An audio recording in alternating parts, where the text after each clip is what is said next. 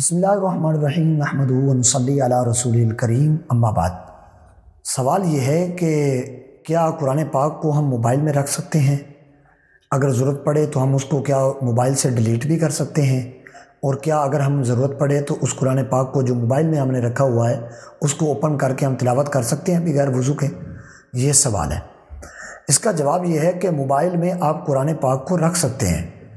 وہ ایک ایپ کی صورت میں کلام الہیہ ہی ہے حقیقتاً۔ اس کو آپ جو ہے نا قرآن پاک کو جو ہے نا وہ آسانی کے لیے قرآن پاک کو موبائل میں رکھ سکتے ہیں، اور اگر کوئی ضرورت پڑے تو ڈیلیٹ بھی کر سکتے ہیں، اس میں کوئی حرج نہیں ہے۔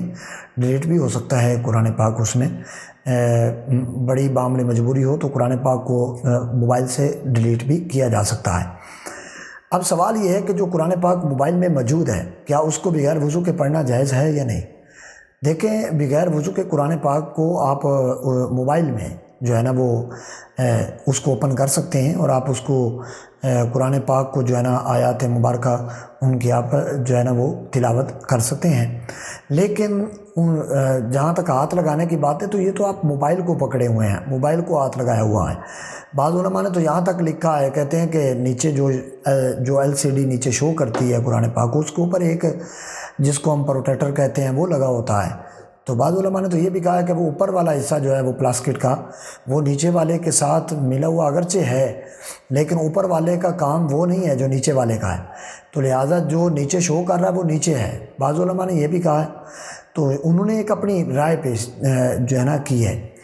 اس کے بعد یہ ہے کہ ہمارے ہاں بہترین جو اہل سنت و جماعت کا مسئلہ ہے، ہم یہی کہتے ہیں کہ قرآن پاک کو باادب طریقے سے قرآن پاک کو اوپن کیا جائے، یعنی وضو کر کے کوشش کی جائے کہ ہم باادب ہو کر قرآن پاک کو جو ہے نا وہ پڑھیں اور اس کو اوپن کریں موبائل میں وضو کر کے۔ لیکن اگر کوئی بغیر وضو کے بھی اوپن کر لیتا تو اس میں کوئی حرج نہیں ہے۔ تو دعا ہے اللہ تبارک و تعالی ہم تمام کو نبی کریم صلی اللہ علیہ وآلہ وسلم کے بتائے ہوئے احکامات کے مطابق زندگی بسر کرنے کی توفیق عطا فرمائے، اور قرآن پاک کو ہمیں پڑھنے اور پڑھانے کی توفیق عطا فرمائے، اپنی نسلوں کو قرآن پاک کی تعلیم اور تربیت دینے کی اللہ تبارک و تعالی ہمیں توفیق عطا فرمائے۔ آمین۔ وآخر دعوانا ان الحمد للہ رب العالمین۔